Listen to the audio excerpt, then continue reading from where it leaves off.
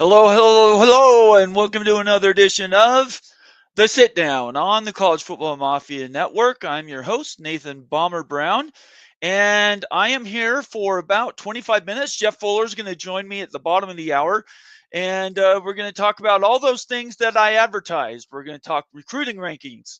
We're going to talk about the college football playoff format, and sorry, I got the wrong banner up here. I apologize. Um, and recruiting rankings, college football playoff format, and then just within the last 2.5 hours, we got additional guidance from the NIL Go CSC rulings, and they kind of got over their skis. We talked a little bit about this last week, and yeah, they've rolled back the guidance that says NIL collectives that aren't doing a business purpose, uh, we're all going to be denied. And we now know that isn't true. I mentioned that a little bit last week. There was no way that ruling was going to stand, and they didn't want to go back to court. So we're going to go through that in a little bit as well. I've got the articles that have just come out on the press today, and we'll run through those things in detail. So we'll do that for a little bit until Jeff joins me at the bottom of the hour. So I hope everybody will be able to tune in for that. I appreciate everybody being here tonight.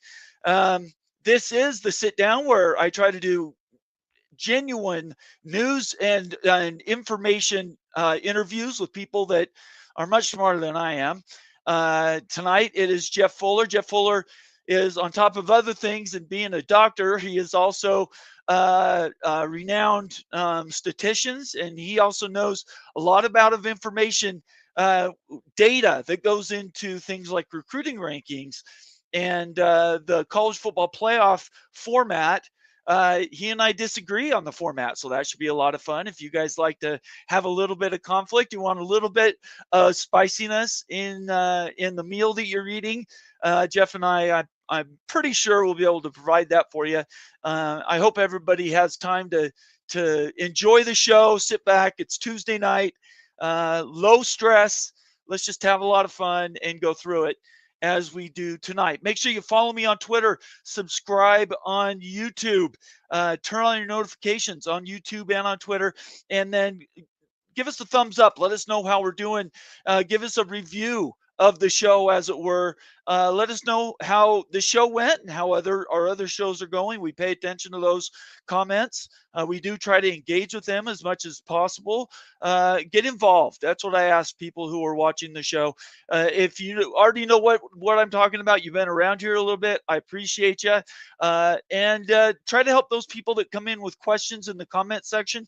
When I'm here by myself, I can't answer a lot of those type questions. So I'm going to count on you, the frequent OG viewers of this channel, to help out those that might show up with questions and comments, help guide them to where they can find those answers, and they'll want to stick around a little bit more, because we definitely want them to do that. We read all super chats. To get to your super chats, or you want to give a gift of a membership to the College Football Mafia family, just go to the comment section. You have that little sign next to it that looks like a dollar bill. Click on that, and I read all super chats, and then I defer to member comments. So if you're not already a member, consider becoming a new member, and get more involved in that regard. As we get closer to the season, we will have more membership shows and membership features that will be introduced, just like we did last year, and it should be a lot of fun. I'm looking forward to this fall. This oncoming season is probably going to be one of the more what's the best way to put it? I think there's more people involved in this offseason going into this season, especially as it relates to the college football playoff, than we've ever had before. The reason is because there was a bunch of teams that weren't in it before that have been in it now the last year or so, and that draws more interest. And I encourage everybody to be a part of that with us here at the College Football Mafia channel. All right. Before I get on to much anything else, I'm going to start off the show shout outs right away so I can get to the news and notes before Jeff gets here. So I'm not going to let a further ado go by, and I'm going to do shout outs right now. Ryan Willie, High College Football Mafia. Ryan Willie is an OG member around here representing the Big Ten, the Wisconsin Badgers in the house. Ryan, thank you so much. It's great to see you. Thank you so much. He says, Numbschool News must be happy getting a recruit to flip from Wisconsin to TCU. Man, boy, Wisconsin keeps losing players. I don't know why that is, but Jay Chapman, representing the mighty SEC in the house, saying no SEC expansion without North Carolina. I know Greg's been high on North Carolina for a while now, well over a year. Excuse me, peek around the corner, Greg Flugar. Yeah, I don't know. We'll see. Realignment, I think, right now is maybe on a little of hiatus. I don't see a real need. If I'm the Pitt Power 2, I don't see a reason to do realignment right now. Maybe in a couple years, maybe next year, but I don't think it's going to happen any further this year, and probably as we get to the next offseason. Big Lubbock says first, and Lubbock, you're not first, you're third, but it's good to see you anyway. Let's see, Texas Tech to the Big Ten with the same deal, OSU, Michigan, and Penn State, no Friday night games, and no games in November in Minnesota. Yeah, I don't think that's going to happen, but you can keep cheering for it, Lubbock. Daniel Gygax, contributor extraordinaire around here, and somebody who's helps moderate this show. I appreciate you being here tonight, Daniel. Sorry, Big Lubbock. Moen got in way before anyone. I didn't say Moen because he cheated. He sets up the show, so he doesn't get a shout out for being first. Skaven, yes, checking in, saying hello, gentlemen. Good to see you, Skaven. Thank you so much for being here tonight. Let's see, Bob Swanger checking in for Penn State Nittany Lions. Hey, everyone. Good to have you here, Bob. MBM saying ahoy, hoy. Ahoy, polloi, I think is how I've heard that said. But MBM, another, has become a long-standing member of the OG ranks, the College Football Mafia. We appreciate it. Yeah, MBM, good to see you. That would be Oklahoma State Cowboys in the house. Caden the Diesel Freak. Good evening, college football fans. Good to see you, Caden. It was fun talking to you last week. I appreciated it. Steele Austin, University of Utah, the mighty Utes in the house, saying evening college football mafia, go Utes. Tempest, another OG checking in. Hello, college football mafia team. Most of these people have been members for a long time, and I appreciate their loyalty. Thank you so much for that. It's great to see you. Skaven SS says hello, Bomber. Good to see you. Let's see here. Devil Frog, the OG of OGs when it comes to the Mafia. Way too early recruiting rankings. Yeah, well, I don't know if they're way too early, are they? Jeff Fuller is we're gonna dive through recruiting rankings tonight and kind of some of the metrics that went behind them and go into them. I'm real biased against the current recruiting rankings. If you are a friend and follow me on Twitter, you understand that I place no value in the rivals recruiting rankings. If you're a player and you go to a Big 12 team, you automatically are deducted a certain amount of points. If you go to a Power 2 team, you go up in points. How that has anything to do with your talent, I don't know. Clint Moses, let's go Southwest Texas State. Memphis showed its hand. They have enough money to buy out contracts for USF, Memphis, Tulane, UTSA to join another conference. Yeah, boy. Memphis and Tulane did not have a good day yesterday. Although Tulane did pick up Jake Retzlaff. I think he's going to do well at Tulane. It should be an interesting season for him there if he can win the starting job. Jason Spangler representing the KU Jayhawks, way down in the South this weekend, saw just as much Big 12 gear being worn by people than I did SEC. I like to hear that.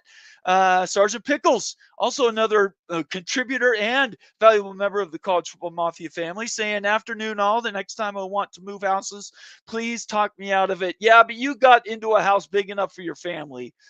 Pickles. So it's worth the hassle, I promise you. Caden the Diesel Freak, $2 super chat saying, let's effing go. College Football Mafia, go Buckeyes. Yeah, Caden is an Ohio State Buckeye fan. BYU football, that's Shonsky in the house, another valuable member of the College Football Mafia family, saying hi, everyone. Let's see, trying to get as many shout outs as I can as we get into the show. Lee checking in, saying hello, Bomber. Good to see you. It's good to see you too, Lee. Let's see. Joseph Carlegan Jr. I want the CFP wide open to have all of the FBS conference champions in the CFP playoffs. I mean, I don't know where to go with that. I don't know that that's ever going to happen, but it's worth the fight. Cranky Tiger, that's the Clemson Tigers in the house, saying, what's up, Bomber? Good to see you, Cranky Tiger. I appreciate you, brother. Peace. It's great to see you. Thank you for being here tonight representing the ACC conference. Before I move on, does anybody else think it's weird that the ACC decided to go head-to-head against the Big Ten this week with media days? Why? Why not go next week? Why would you want to go head-to-head against the Big Ten? I don't know. The ACC continuing to show that it's has no strength. Clemson, Miami, Florida State need to get out of that conference. That's all I can say. C. Curtis, valuable member of the College Football Mafia, saying, greetings, College Football Mafia. Where's Guido and Guado? To me, or tonight is just me, so I'm not sure who you're talking about there, but to me, tonight is just me. Let's see here. One more from Big Lubbock says the only AQ model that makes sense is 4-4-4-4-1-7. So that would be, what is that? 8, 12, 24 teams. Man, I'm all for more teams. I'm all for that. So yeah, let's go. I'm ready for that one myself. That would be fantastic. Okay, I needed to cruise through that because I wanted to get to this NIL Go CSC ruling, at least additional modification that came out today. So everybody knows about a week and a half ago, it'd be about 10 days now. That doesn't work. We'll go here. About 10 days ago, guidance came out. The CSC originally on July 1st came out and said, you have to have a business purpose. You have to be doing something to support and not just pay for players to go to your school, right? And a week later, NIL-Go SCS comes out again with guidance, and this was a memo, guidance that said, okay, no, you really have to have a business purpose, and for the most part, NIL groups are not going to get their deals approved because they're just essentially a different flavor of pay for play. That was last Thursday, not Thursday, a week ago, almost 2 weeks ago, Thursday now. That memo came out. And on this channel, on Friday night, if you were here, Ute and I got into a heated discussion about what that really meant. What was the approval rate? How many were being denied? And what was going to happen with this additional guidance that came out over the weekend? The two attorneys representing the complainants, in other words, representing the players in the House settlement, said this is not going to work.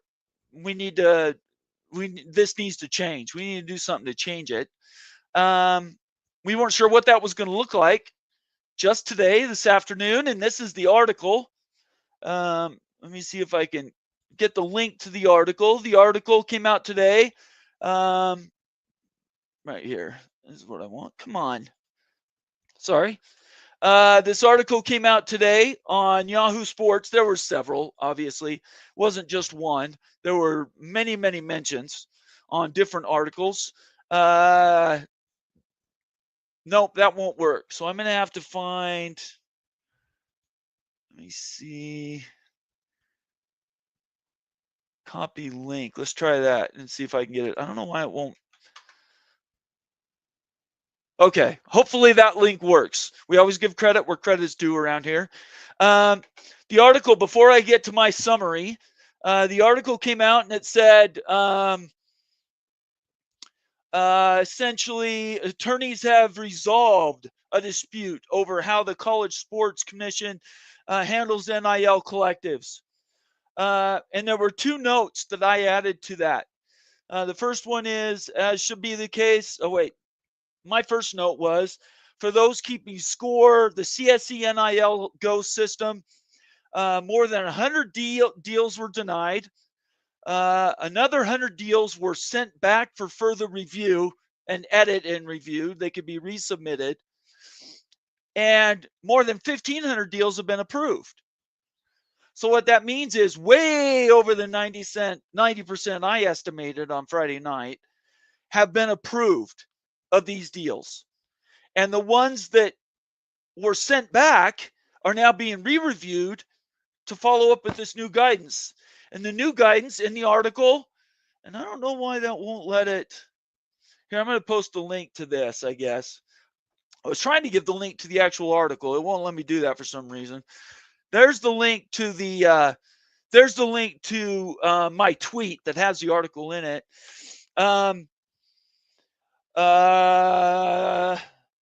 Ross Dellinger sums it up. Attorneys have resolved the dispute over how the College Sports Commission handles NIL collectives, revising its approach to treat them like any other business, a major move that paves the way to continued collective operations. Because the original idea was, and I think a lot of purists had hoped that what was going to happen is that NILs or collectives would sort of take a step back.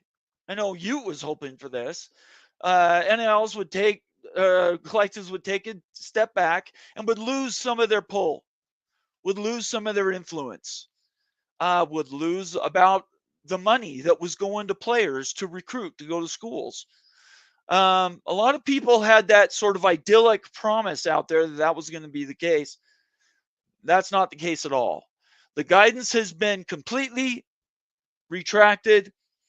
And like I said, more than, from my count, 92 or 93% of all the deals that have been submitted have been approved.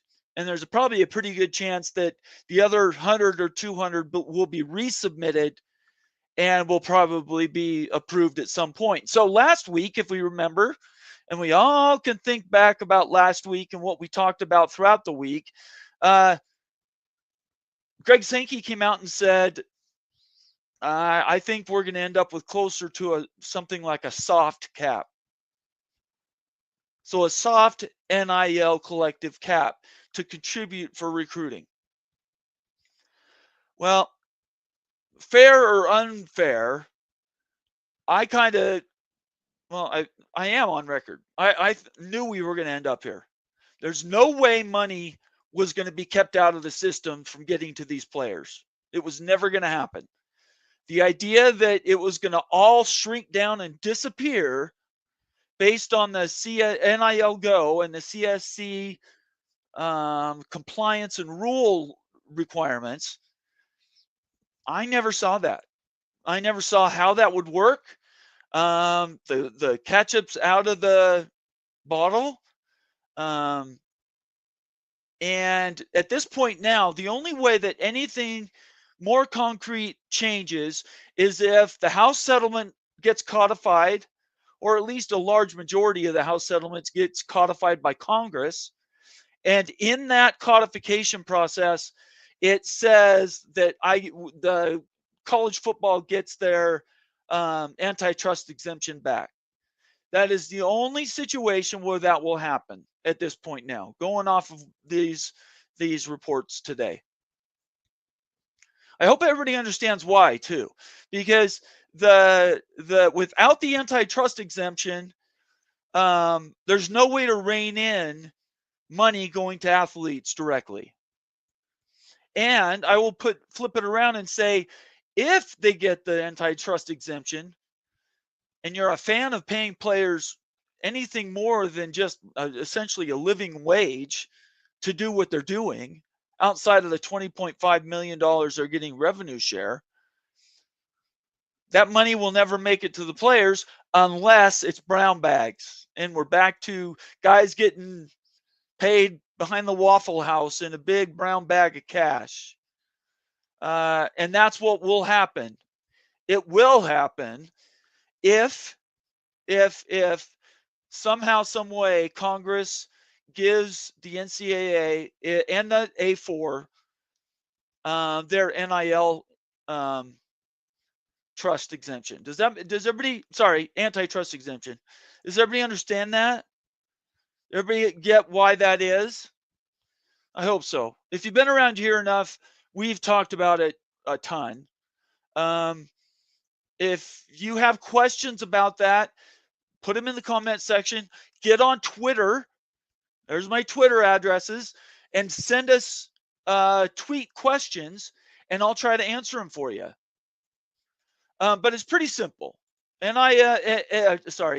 the antitrust exemption that some schools are looking for to have protection, and maybe a majority of schools, for all I know, they want their antitrust exemption back because that puts them back in charge of what's going on with the players. I'm a player advocate. I don't have a bug. I don't have a burr under my saddle about whether agents make a bunch of money or players stand up and get a bunch. None of that bothers me. I think the players have been taking advantage for decades, and I have no problem getting paid at all. I think it could be regulated more, and the simple way to do that is do some sort of employee contract. Make them 1099 contractors. For heaven, give them a CBA with protections. Then you can instill and you can institute a salary cap. People that want a salary cap ought to be screaming for a CBA / employee protections for the athletes. That's the simplest way to instill a salary cap. If you're a school that doesn't have sort of loud and boisterous NIL collectives out front doing a bunch of your recruiting for you, you should be screaming for a CBA / employment deal for these players. Because the minute that negotiation is done, you can now negotiate in a salary cap for players. Quarterback gets this much. Linebacker gets this much. Defensive back gets this much. That's the easiest way to institute a salary cap. Some people don't like salary caps. I'm not against a salary cap as long as everybody's on board with what it is and the scale is set. Because then everybody knows what they're bidding against. If you want to go play quarterback at Alabama, you could get paid the same as at BYU, or is it West Virginia, or is it Oregon State? Everybody should be on the same page. That's the easiest way to make that happen. People that say a CBA employee contract just makes no sense, it'll never happen, and come to me with the perfect in the middle of the good. I'm not okay with that. I don't think it has to be perfect. But I also don't think everybody ought to sign on to a deal that is imperfect just to have something that's expedient. I'm not for that either. And I disagree with a lot of people. I disagree with Greg on this. I disagree with you on other stuff. And they probably disagree with me too. So, these things are out in the world, and that's where we need to be. Everybody needs to get to a place where we're all playing from the same playbook. So, to sum up, if you're just joining me now, because Jeff will be joining me here in just a minute, hopefully. Just to circle back, I'm going to bring this back up again so everybody can see it, and I'll make it big. For those keeping score, the CSE NIL Go system, more than 100 deals were denied, and at least 100 more were under review. More than 1,500 deals have been approved. That means well more than 90% of the deals at first blush were approved. Okay? So we don't have to get real nasty into that or anything. I know a lot of people don't like the discussion in general, but it is where it is. The guidance that was discussed over the previous 10, 12 days is gone. CSC has reversed course. They tried to take more than they were due. They bit off more than they could chew, frankly. And now they're being held to account, and that guidance is not going through. Okay. All right. Well, we're waiting for Jeff. I posted the link. I'll post it one more time if you want to look at my tweet and the article that is attached to it. The article says House attorneys, power conferences work out a deal to relax NIL collective roadmap. Okay, relax. Yeah, I know a lot of people are not going to like that, but it is what it is. All right, I'm going to read some more comments here while I'm waiting for Jeff. I appreciate everybody being here tonight. C. Curtis says 11 greater than 11% is a wimp concept, and that's simple reality. You're right, C. Curtis. You were exactly right. It is. It's like what was all the House settlement even for? Right? I know for a fact Ute is not happy about this. And it has nothing to do with whether his school is getting and able to take advantage of NIL collectives or not. He's a financial guy, right? Ute does this for a living. He understands what was built. And he says everybody should be held to the spirit of the deal and not just some soft cap language. And he's right, by the way. MBM says no AQs. Everyone play the same number of conference games, 16 at large. Nothing could be more fair. All right. Joining us now is Jeff Fuller, who just turned off his camera. Jeff, can you hear me? Oh, he just disappeared. He killed himself. There you are. Can you see me? Can you hear me? I can. Well, yes. All right. How you doing, Bomber?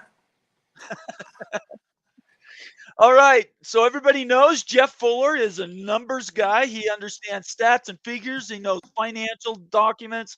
He understands the finances that go into college sports in general.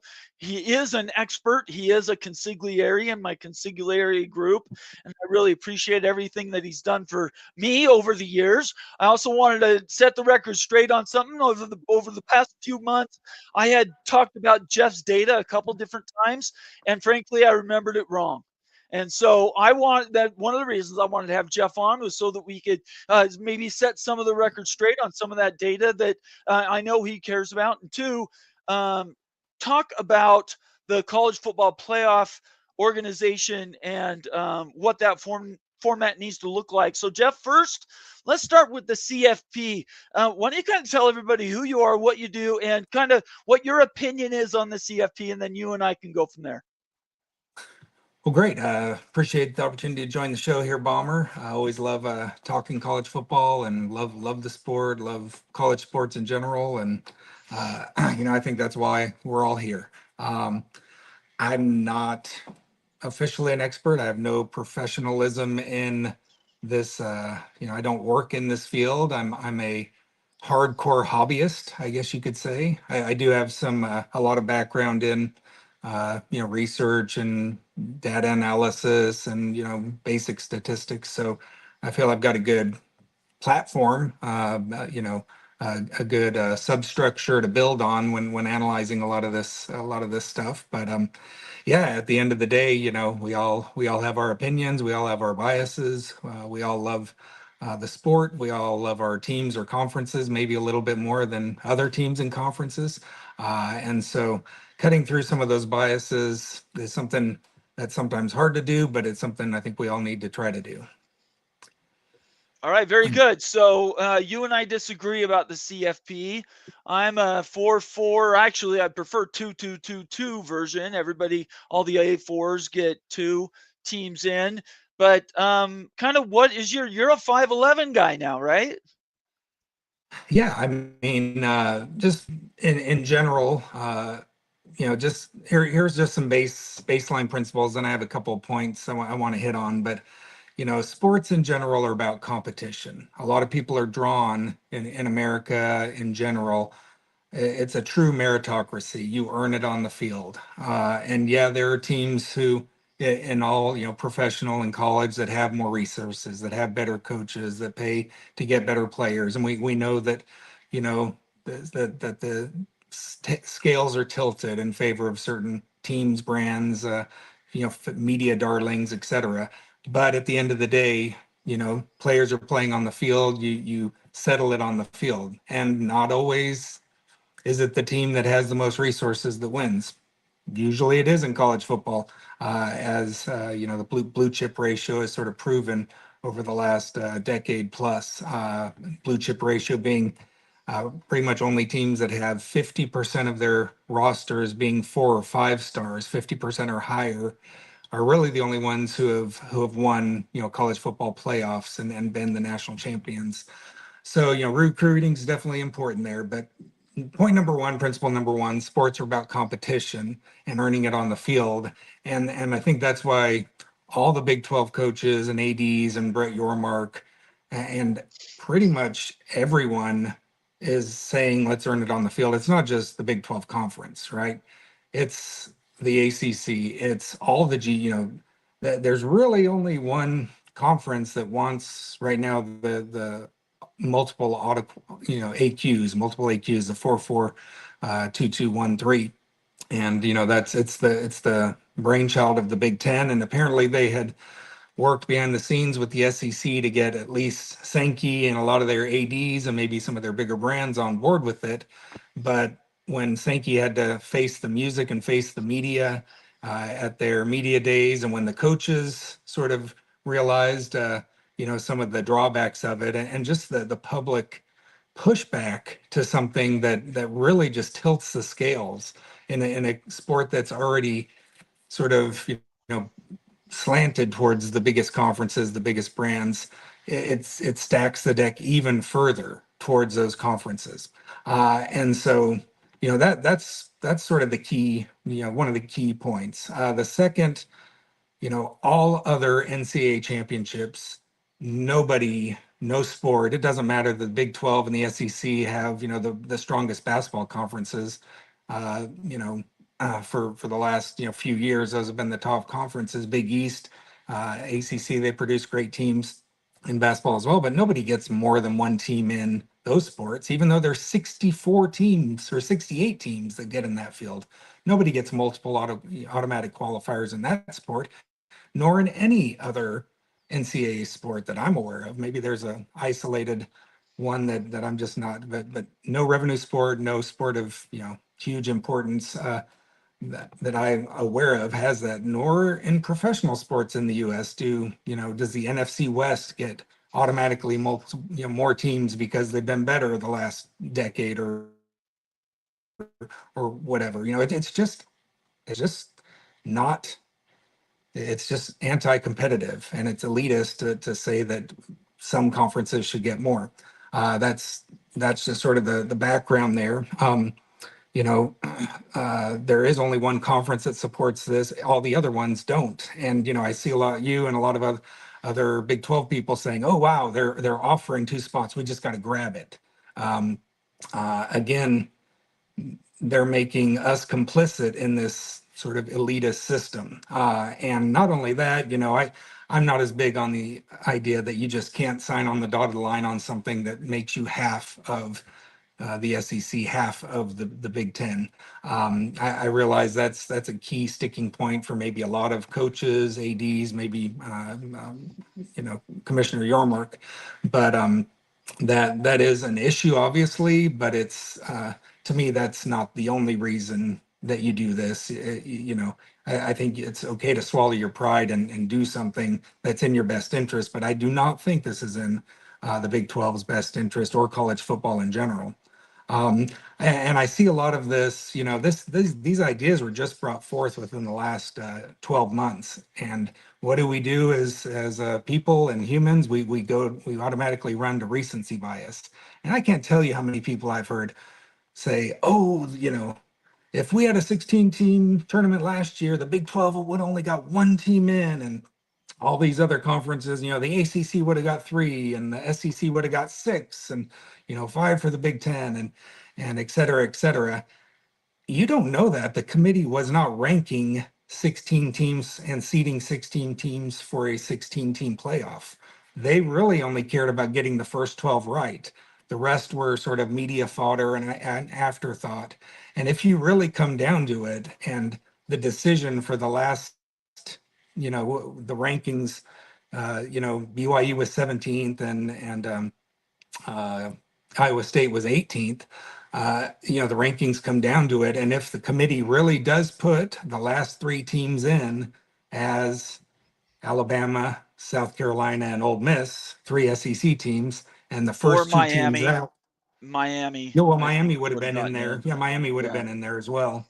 So Yeah. yeah, you exactly. You've got your 3rd ACC team. You've got Mhm. your 4th, 5th, and 6th SEC teams. Before you get your 2nd Big 12 team in, there's going to be a pushback on that, saying, oh, you know, uh, so sure, we can be cynical and say that, oh, they're just gonna, they're always just gonna push the Big 12 down, and that's what they're gonna do. They're gonna sneak as many SEC and other teams in. They ranked Boise State pretty highly. They put SMU in pretty highly as an at-large spot. So there is some proof of concept of teams not from the Power Two or the Super Two to getting decently seated by the committee. And yes, I understand the distrust of the committee, but everyone distrusts the committee. Why does the AC, why does the Big Ten want 4 automatic qualifiers? Because they don't trust the committee to let 4 of their teams in when it may come down to an SEC team with maybe a stronger, strength of record or strength of schedule. So be careful about just retrofitting last year's rankings and saying, oh, the Big 12 would only got 1 team in. When they're deciding that, I think there's a more reasonable chance that BYU gets a bigger sniff at the last or second to last spot. And not only that, I don't know if I can share my screen here. I've got Sure. Yeah. Go ahead. so I'm on my phone here. Can I Oh, I join the don't know how show you do with it on my? your phone.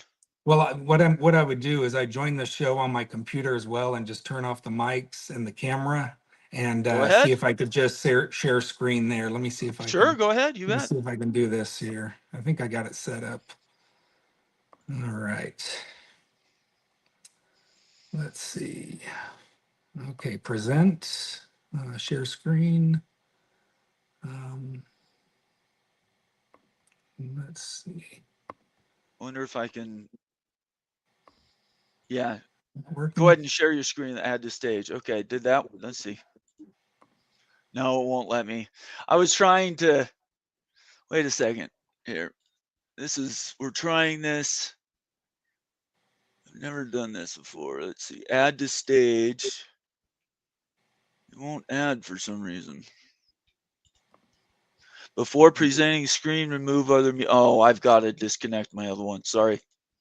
Now let's try it. There we go. Okay. Go ahead, Hey, Jeff. nice. Okay. Let me see if I've got, yeah, here we go. So can you see this McMurphy tweet Let me make here? it. Yeah, people don't need to see us. Go ahead. Okay. So I'm just enlarging this McMurphy tweet. Does that come up there? No, Um, you're still, all I see is the Twitter page, main Twitter page. Dang, let's You see probably here. grabbed the wrong thing to share. It's common. I'm Let's trying try to this click on again. it. Let me see here. I definitely When I don't see it have. down here change, it needs to be, did you do the frames or what did you share exactly? Slides? I hit present. Okay, and then Um, what, you shared screen, shared tab. uh, sh- Share Let me tab, stop this don't share screen. screen. Let me stop that. Yeah, try it again. That's okay. Present, Everybody share around here screen. is patient. They know what time it is. I appreciate everybody being here tonight. By the way, 40 minutes in, this is Jeff Fuller, and he and I are going to talk about the CFP. He's got some data he wants to share. We're gonna do that next. Okay, Jeff, go ahead. Hey, we got it. We got it. There we go. All right. So this is a Brett McMurphy tweet from, a couple months ago here. It says, so this is looking back at 11 years. So just getting past the recency bias of last year, or maybe even the last couple of years. So this is, retrofitting, which is very dangerous in general, but retrofitting the Big Ten's proposed four automatic qualifier plan back. And this is with current conference affiliation. Okay, so this is Okay. putting all the teams as we currently are, but Right. who are the team, or how many teams from these groups would have been outside the top 16 that would have been put in under this format? Does that make sense? So Sure. these are pretty much, these are the only instances where these conferences would get more teams in under this automatic multiple AQ format than under a 511. Okay. Okay. So this is, a straight seeded 16 team playoff would have had seven fewer group of six teams. Okay. So 7 of those 11 years, a group of 16 wouldn't even have made the playoff. They were ranked 16th or worse by the College Okay. Football Committee as the top one. Okay. ACC, 3 of the 11 years, only 3 of the 11 years would they have benefited from having that second AQ. Okay. Okay. SEC, same thing. Big 12, only 2 of those years.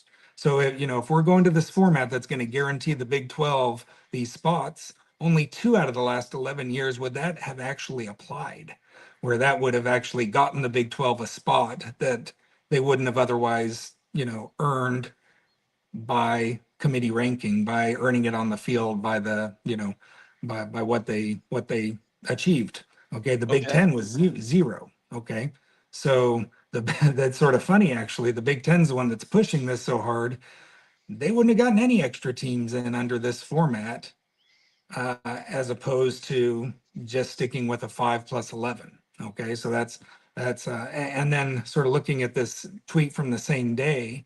Okay, these are so I'll just read this. Teams per conference based on current alignment that would have qualified for the past 11 CFPs if only the top 16 teams received bids. Okay, so this Okay. is looking back at the CFP rankings for the last 11 years and just saying 16 up, this is how many each of these conferences would have gotten. And look at that, the Big 12, 2.64, teams per year. That's the average, so that's Right. more common to get 3 teams in than to get 2. Okay. So the Big Ten was a little above the SEC, but both of them are hovering right around 5. The ACC was down around 2. So, they may be, but even then, on average, they would have gotten their 2 in that they'd be guaranteed under a 4-4-2-2 1-3 setting. So, the Big 12 is sitting pretty here, averaging 3 teams, sometimes 3, sometimes 2, but almost never 1, right? There were just 3 years where there would have been 1 from that previous tweet. And some years actually there would have been 4 if you sort of game this out. Some years there would have been 4 Big 12 teams in. So I'm just seeing all this. I call it the Chicken Little Big 12 folks, that the sky is falling, the sky is falling. We have to grab the second bid because we just know they're never going to let another Big 12 team in. It's just there's so much parity. There's so much, just going to eat each other alive. And that's just So recency bias. Last year was I weird. There were hang on, 4 hang on. teams. There were All right, 4 let's talk teams about this. No, tied no, at no. 7-2. No, I don't Okay. think so, Jeff. I don't think so. My opinion is the exact opposite. The leagues are not near what they were 10, 12 years ago. The strength in the leagues is not near what they were. we're going to talk about it in a little bit, but the This is recruiting. based on current alliance. No, I'm not talking about what schools are in the conference. I'm not talking about that Okay. at all. I'm talking about the strength of the represented conferences is completely mismatched now. You have so many of the best brands in just 2 of the conferences. Mm-hmm. You have another conference that has 3, 4, and then you have another conference that has 12 to 16. So it's not near what you say. Not don't use recency bias. I would say the same thing. Don't generalize too much, Okay. because and you and I, it's cool. We can disagree about this, but I look at it the complete opposite. I look at it that the Big 12 in the next 5 or 6 years, unless something changes in the selection format, I think in the next 5 or 6 years, getting one team in is going to become closer to the norm than not, especially if you don't go to 16 Man, teams. oh ye of little faith. Wait a second. I mean, Why should I make a decision on faith? Faith means you're worried, you're trying to hope that things change. Why are what we are the caring conference about? leaders saying? Why aren't Well, the okay, conference look, I leaders jumping disagree at with Brett this? Yormark. I disagree with him You can vehemently. disagree with him, but I promise you, he knows a lot more than you do about all these numbers. About, yeah, and you Well, have a the competitive numbers. league. The cream is going to rise to the top. And last year was weird. You had 4 teams tied for first place, all at 7-2 in conference. You You don't think had that's not going to become the norm? not necessarily, no. That, I mean, that's statistically that's unlikely. Really? Out of Yeah, 16 that's. teams, all how many go 7-2? I I think mean, every on year you're going to have average. at least 3 teams that do that. I mean, but there's going to be an undefeated team in conference play every once in a while. There's going to Is be a there? couple of 8-2, of course, Mm, of course. I We don't can. think these teams are so much closer to one another than apart. I mean, it's it's So just the way let's. statistics work, and as Well, wait a Texas second. Tech. Texas Th- Tech is getting, they're getting a strong roster. they BYU's are. jumping up in the They are. recruiting rankings, and Right. BYU, even with bad recruiting rankings, usually punches above their weight. A great developmental program, and always does better than their recruiting rankings. Right. You got Arizona State that activate the Valley, that has there's a lot of teams who are sort of built to step it up, and that's one of the things here is you're agreeing to a format that says, well, this is what the Big 12 is today, and that's what it's always going to be. What the ACC originally was built to be the best basketball conference in the nation, and was for quite a while, until they decided, wow, football is really the big revenue sport. If we want to compete and get the money and really, be on par with the Big Ten and the SEC, we better invest more in football.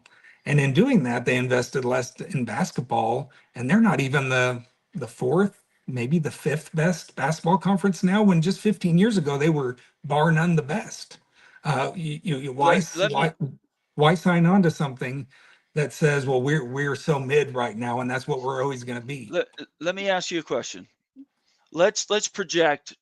It's now 2030, and the Big 12's gotten 2 teams in twice out of 6 years. If you're worried about what your league is worth then and what the CFP looks like then, I could project a time when it actually gets worse for the Big 12 than what it currently has now. If you only qualify a Again, couple teams, a couple times, everybody else, it's just essentially like the G6 best team. What does are the you are league you do then in that case? sure?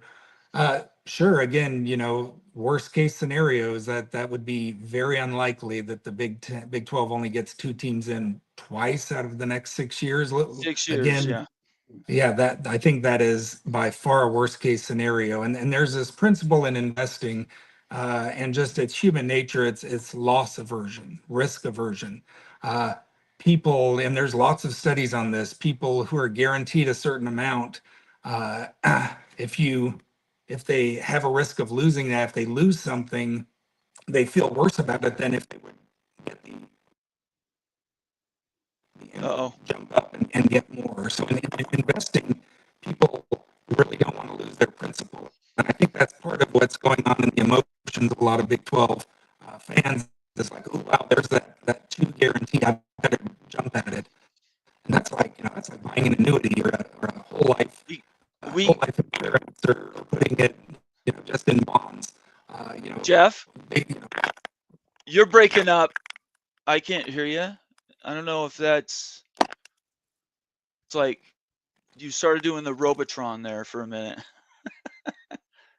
Yeah, I'm getting a Robotron too here. Let me turn off my mic. Can you hear it? Yeah. Or we can just, let's try this. Let's do that. Can you hear me now? So I sound fine, but you sound like a robot. Yeah, I don't know if it's me or if it's the internet. All right. Well, we'll just try to muddle through, I guess.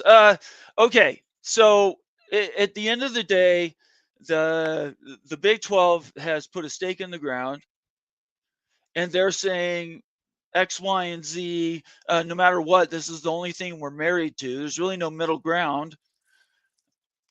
What happens? What happens with the Big Ten? Because the Big Ten doesn't look like they're going to bow out.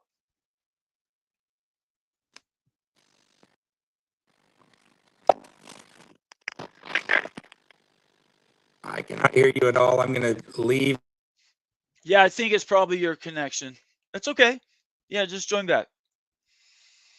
So lots of good comments. You guys have been on it. I appreciate everybody getting in and having comments that we can go through. Let me disconnect this. I'll remove Jeff, and when he comes back, I'll add him back in.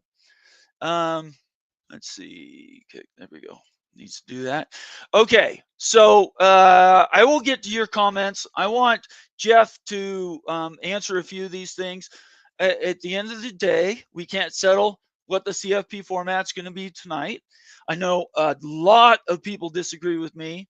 Probably a majority of people disagree with me. More people are on Jeff's side, but I'm just a pragmatist, and I really think that there is a real risk. We run a real risk. There, you back? Can you hear me? Weird feedback again. No, it's still not doing it for some reason.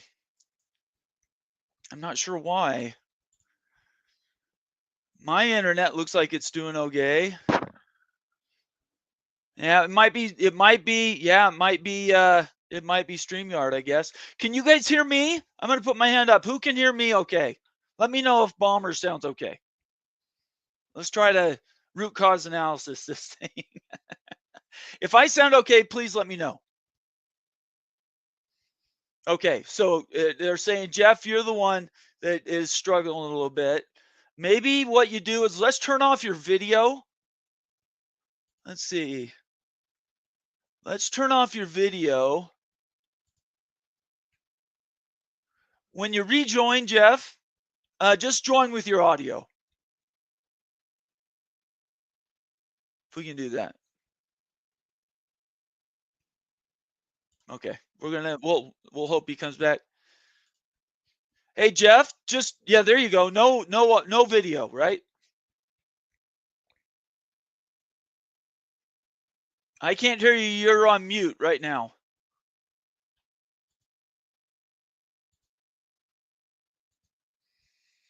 I don't know. We're having let's try one more time. We'll try one more time when he comes back. I apologize, everybody, but this technology is kind of one of the things. This is funny. Steel Austin says, "Tell Jeff to stop stealing the neighbor's internet and pay for his own." I think Jeff's paying for his own internet. I'm pretty sure. I'm pretty sure. Okay, Jeff, can you hear me now? Yes, I can hear you. That's much better. Yes. Hallelujah. Okay, so I was just telling everybody, I'm not sure if you heard it or not, but you and I were never going to settle a debate tonight. I'll just really quick before I get to comments, before we change subjects. My 2 points are this: one, just doing 5'11" in no way, shape, or form, or even 5'7", is going to guarantee the Big 12 gets that second bid, let alone a third. That's the first thing. The second thing is that I realize the whole, you don't want to codify people have used. Maybe that's in the air. I don't want to codify that I'm half as much as the Big Ten and everything. In my opinion, that ship has already sailed. In public perception out in the world, that's already happened. So I don't think that really matters. From a contract standpoint, there is an argument, I think, that says once you sign on the dotted line that says you only get 2 teams in, then the broadcasters could come to you and say, well, look, see, you've already said you're half of what the Big Ten is, for instance.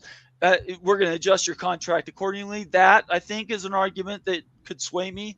But the rest of it, I don't think has anything to do with it. The last thing I'll say, and this is where I want you to start, and then I'll let you sum up your side. What do you think about this idea that all of this was a psyop by Brett Yormark just to break up the love fest that was forming between the SEC and the Big Ten? Do you think that was intended, or do you think that was a nice happenstance? Because I realize Brett Yormark's a smart guy. I don't know that he could have predicted that. What do you think from there? No, I think that's in the conspiracy thing. And the only place I've heard that coming from is from John Kurtz is the one I heard it from first. Okay. I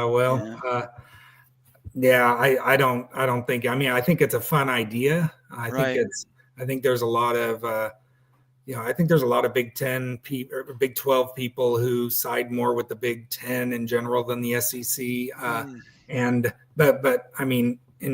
There's really only one conference who's really supporting this. So, why is this Brett Yormark and the SEC are the ones who are making this happen? I mean, there's 9 conferences who are for 5-11. There's only one conference that's for the automatic qualifiers. Right. And their reasoning is, well, these play-in games are going to be so awesome. I mean, that's the play-in. You can't let the play-in game tail wag the college football playoff.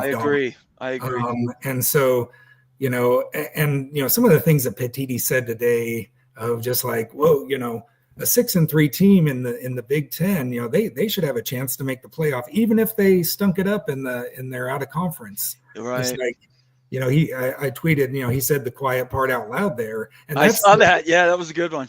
Yeah. And that's the, that's the dirty little secret of these play-in games, is that it's going to get undeserving teams in on the regular.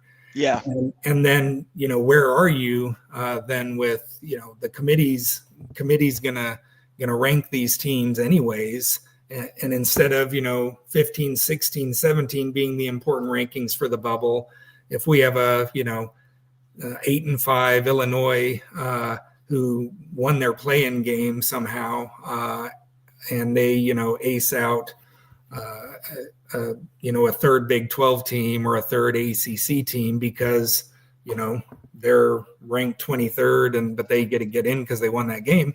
Right. The committee rankings are still going to be important. So I don't see where, doing all these, automatic qualifiers just takes all the power away from the committee. They're still going to be deciding who gets those last at large spots. And that has a lot of value. And again, I don't think it's a psyop, but I'm for anything that stops the de facto Super League. Because where it was going, with the SEC and the Big Ten, saying let's do this 4-4-2-2-3-1-3, and let's play, let's have the SEC play a 9th conference game, and we'll do an SEC Big Ten scheduling agreement.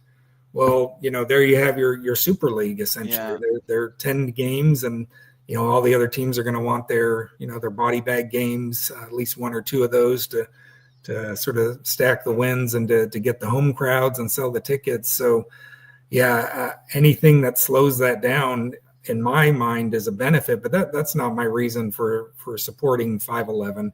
I think everyone should play 8 conference games. I've said this on Greg's show. I've said it a few places on Twitter. Big 10 and the Big 12 are the only conferences that play 9 conference games now. Right. 8 other conferences play, 8 of the 10 conferences play 8 conference games. And, I see all the demands saying, SEC's got to go to 9, SEC's got to go to 9. I don't see that same fervor for making the ACC go to 9, or for, other, G5 conferences go to 9. So again, you can probably tell my underlying position that, yes, the SEC is easy to be, to look at as the bad guy. I think one time on Greg's show, I said, the SEC is Darth Vader. Right. They're big and bad and imposing, and they'll get out there and show you what's up, and they're going to intimidate you. But the Big Ten, they're Emperor Palpatine. They're behind the scenes. They're the big bad guy, in my opinion, of what's really going on. And it's not, I like those fan bases. I like the conference and the teams. But if you look at all the maneuvers that have been made over the last 5+ years, it's all about appeasing the media companies and getting more media money and consolidating power. And yeah, I understand that that's what that's a survival technique, and it's capitalism. It's a Darwinian world of college football, but they've just been very aggressive. The Pac-12 doesn't exist anymore because of the Big Ten. And it seems like they're just waiting for the SEC to make the next move, because they don't, in the ACC, because they don't want to be the ones jumping in and destroying another league. But I don't know if the SEC is that interested. It seems like the other teams may be interested in joining the SEC more than vice versa. But again, I've opined on those things before, but yeah, I just think 5-11 is better than 4 than multiple automatic qualifiers in the long run and in the short run. But I know we can agree to disagree. Yeah, I'm okay with that. I can certainly do that as well. I certainly respect your opinion, and that was one of the things when you sort of made your opinions known. It's been difficult to find people that are willing to have a conversation about it without getting all freak out emotional. Which is why I know you and I could do that and have that conversation. I would encourage everybody. Jeff Fuller, before I get to a few comments, Jeff Fuller is at JJFuller72 on Twitter, and he's willing to engage. So if you guys have questions or comments after the show, make sure you reach out to him specifically and have a conversation. If you have ideas that you think support what he's saying, I'm sure he'd love to hear them. At the same time, if you have differing views, definitely do that as well. So I want to thank Jeff for coming on and talking about the CFP today. Let's get to a couple comments, and then we'll talk recruiting rankings. Greg Pflugar has flown in under the cover tonight. We appreciate him being here. It's great to see you, Greg. He's taken exception with one of your comments there, Jeff. If you win a play-in game, you are not deserving. Hey, Greg, good to talk to you. Good to hear from you. I mean, you won that game. That's great.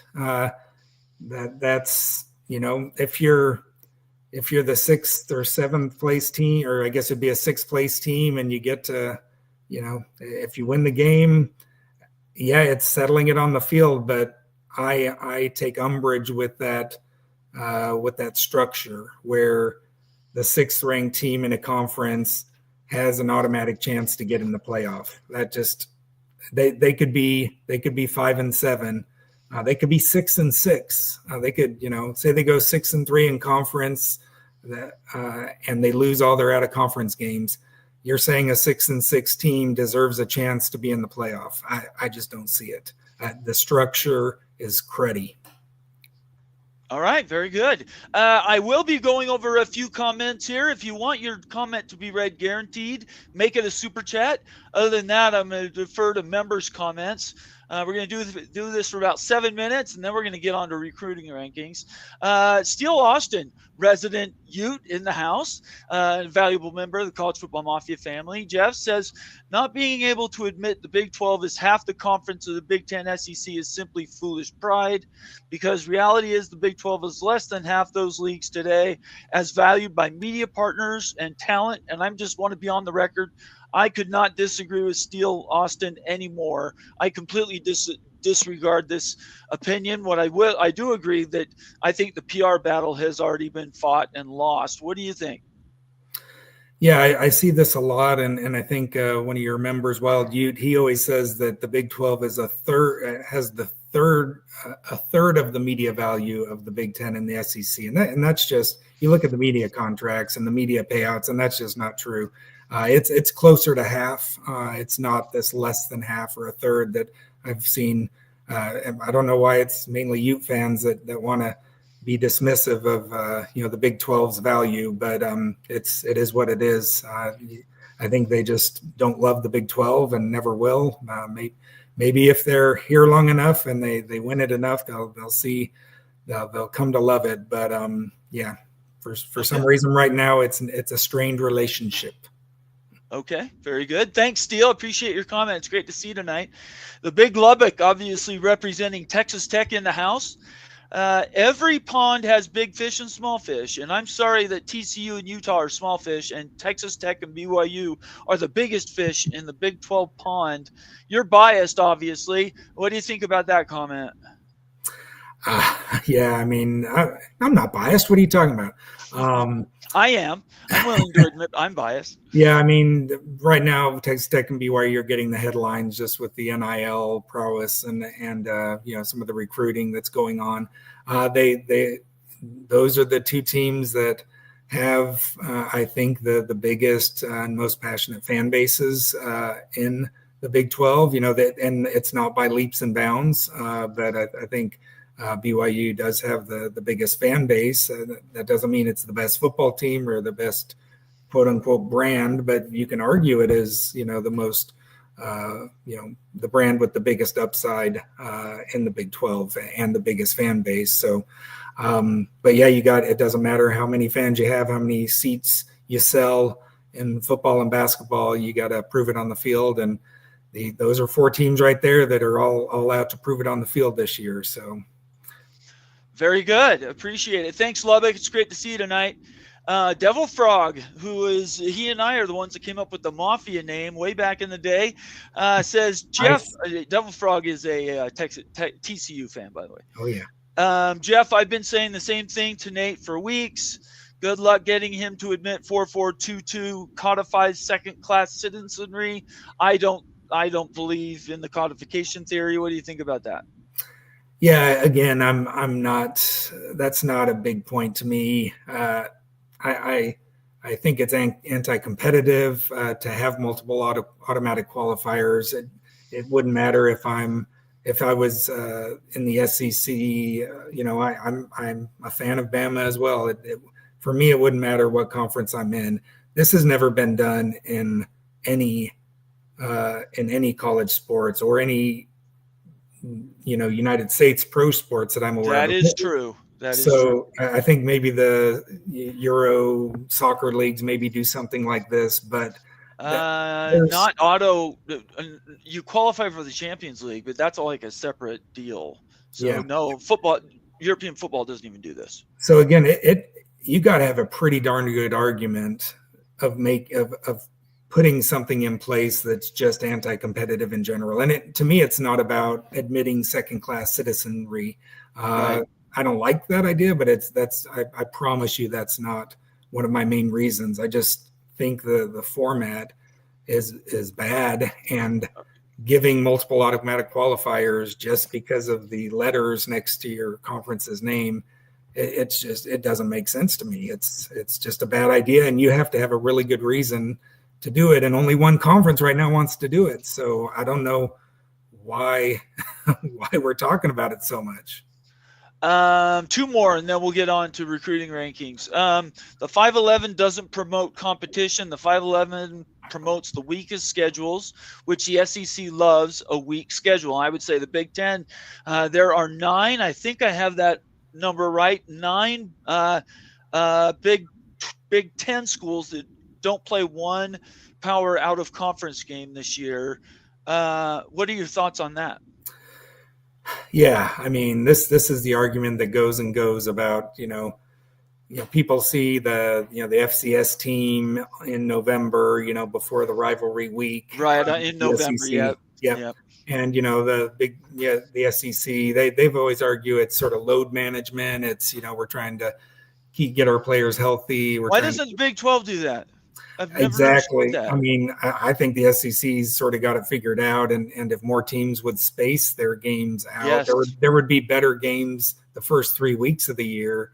Agreed. And it really doesn't matter when you play. Everyone wants to play one FCS team or one, easy lower G5 team that you're going to win, get that extra home game, the 7th, or for some Exactly. schools the 8th home game.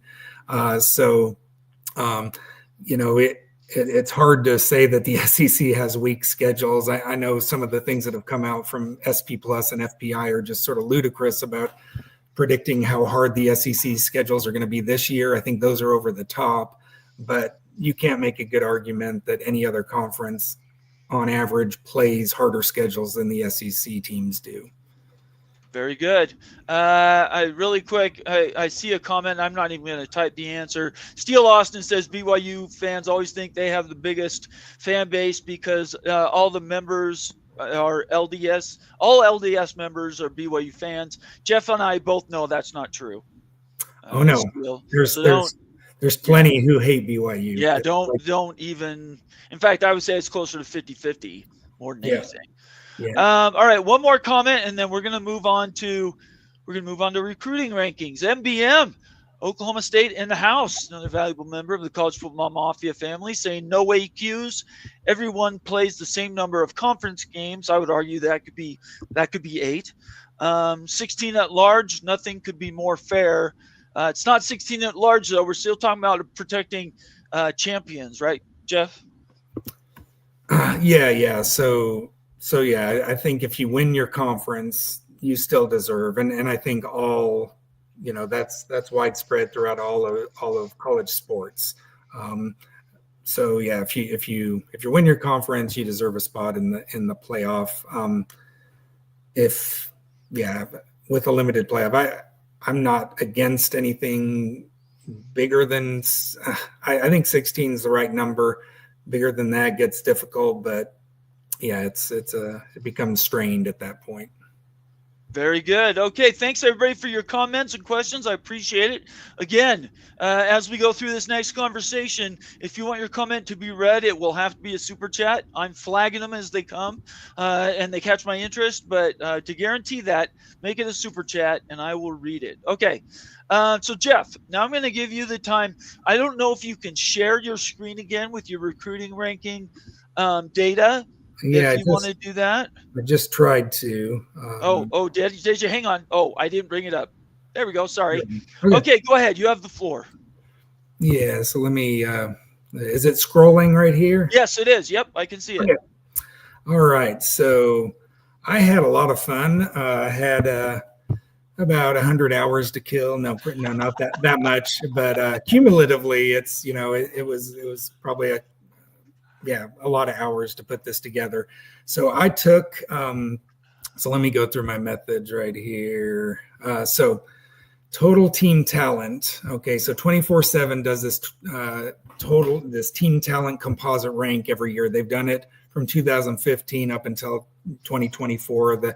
This year's rankings aren't out yet, but they look at your entire roster, who's on your roster this year, and look at their high school ranking, their high school recruiting ranking, the number, and then they tally all those up, and then they produce. And I'll just go ahead and click on one of these here. Just it's maybe easier to show. So this is for 2024. This is last year. Who had the most talent on the field according to 24/7?